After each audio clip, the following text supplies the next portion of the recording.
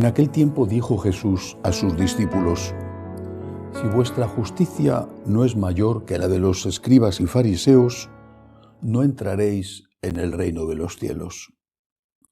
Habéis oído que se dijo a los antiguos: no matarás, y el que mate será reo de juicio. Pero yo os digo, todo el que se deja llevar de la cólera contra su hermano será procesado.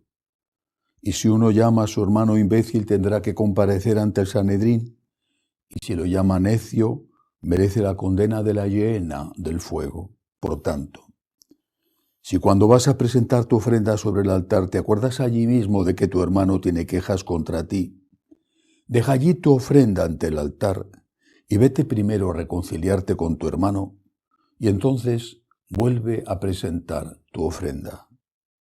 Con el que te pone pleito, procura arreglarte enseguida mientras vais todavía de camino, no sea que te entregue al juez y el juez al alguacil y te metan en la cárcel. En verdad te digo que no saldrás de allí hasta que hayas pagado el último céntimo. Palabra del Señor. Gloria a ti, Señor Jesús. Una vez más nos encontramos con exigencias morales, exigencias éticas de Jesús, difíciles de cumplir. Hemos meditado los días pasados lo que significaba amar al enemigo. En esa homilía comenté que podíamos aplicar 3 pasos, empezando por la oración por los que nos hacían daño o nos habían hecho daño. Hoy el Señor nos dice que ni siquiera podemos enfadarnos con nadie. Nos dice además de que si alguien tiene quejas contra nosotros, se supone que quejas motivadas, obviamente, quejas con justificación, es mucho mejor que primero nos reconciliemos con él, o por lo menos hagamos el propósito firme de reconciliarnos con él, de pedirle perdón, de devolverle lo que le hemos robado, o el honor, o los bienes, lo que sea. Nuestro Señor es exigente. Es quizá humano, instintivo. Cuando algo nos cuesta, intentar rebajar la exigencia. Es humano, es instintivo, es como cuando vamos a la compra, bueno, en algunos lugares, ¿no? Y hay un regateo, te piden esto, te ofreces otra cosa para ver si bajan algo el precio. En algunos sitios, que en otros esto no se hace, por supuesto. Es humano, es instintivo, es decir, es duro seguir a Jesús. ¿Cómo vamos a amar al enemigo? ¿Cómo vamos a hacer todas las cosas que nos pide? No solamente con el 6.º mandamiento, que parece que para algunos, especialmente ahora, es el único mandamiento, es decir, que no se fijan más que en eso, pero hay eso, por supuesto, y otras cosas. Lo que sucede es, una vez más, hay que decirlo, lo que sucede es que no podemos seguir a Jesús si no intentamos seriamente vivir como Él nos ha enseñado. Porque no son enseñanzas humanas, son enseñanzas de Dios. Cristo es Dios. Y estas enseñanzas no son para amargarnos la vida, no son para hacernos las cosas más difíciles, son para ayudarnos a vivir bien en esta vida. Y son para ayudarnos a entrar un día en el cielo. Por eso empieza diciendo el Evangelio de hoy: si vuestra justicia no es mayor que la de los escribas y fariseos, no entraréis en el reino de los cielos. Ese es el objetivo definitivo. ¿Queremos estar con Dios en el cielo para siempre? Porque creemos en Dios y creemos en el cielo. Y creemos que hay un juicio antes de entrar en el cielo, según el cual o iremos al cielo o iremos al infierno. ¿Queremos esto? Tenemos que seguir los mandatos de Jesús.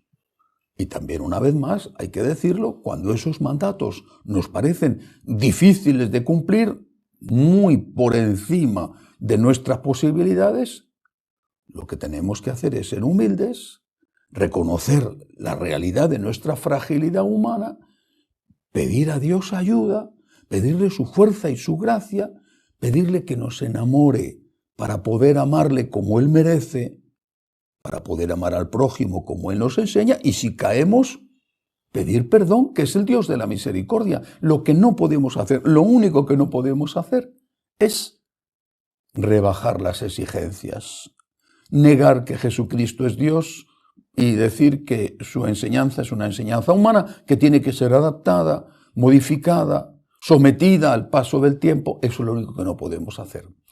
Nadie, ni Dios ni nadie, nos pide imposibles.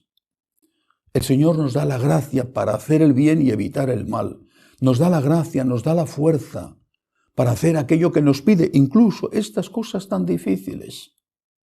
Nos da la gracia y la fuerza, y si no somos capaces de secundar esa gracia que nos da, y si somos pecadores y no hacemos lo que Él nos ha enseñado a hacer, lo que tenemos que hacer es humildad, pedir perdón y volver a empezar. Quiero fijarme, además de esto, en un punto del Evangelio de hoy. Si vuestra justicia no es mayor que la de los escribas y fariseos, ¿no está diciendo Jesús que los escribas y fariseos no tuvieran una justicia, es decir, no tuvieran una relación justa para con Dios?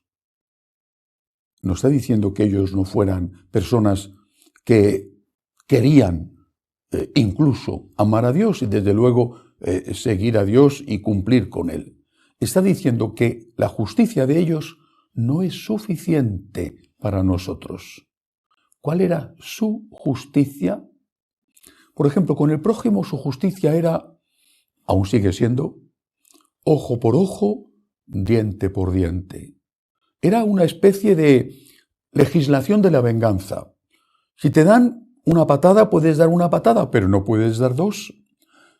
Lo del ojo por ojo, diente por diente, era una forma simbólica de hablar. Si te han robado 5, puedes robar 5, pero no puedes robar 7. Si te han insultado, puedes insultar, pero no puedes matar. Ojo por ojo, diente por diente. Era un tipo de justicia. El Señor dice, no, esta justicia no nos vale a nosotros, no os vale a vosotros, mis seguidores.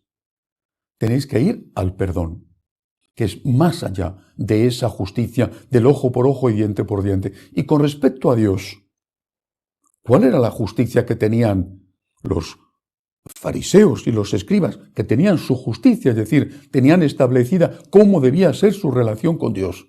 Cumplir una serie de requisitos legales que a veces eran de culto, otras veces que eran de higiene, eran muy numerosos, cumplirlos, porque si no, no estaban siendo justos para con Dios. Pero ¿qué es lo que ellos no hacían? Ir más allá de esos requisitos.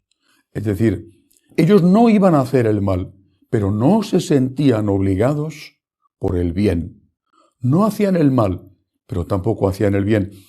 El mejor ejemplo clarísimo que nos pone Jesús de este tipo de justicia que exige a sus discípulos es la parábola del buen samaritano. Pasa el sacerdote, pasa el fariseo, no ayudan a ese hombre malherido.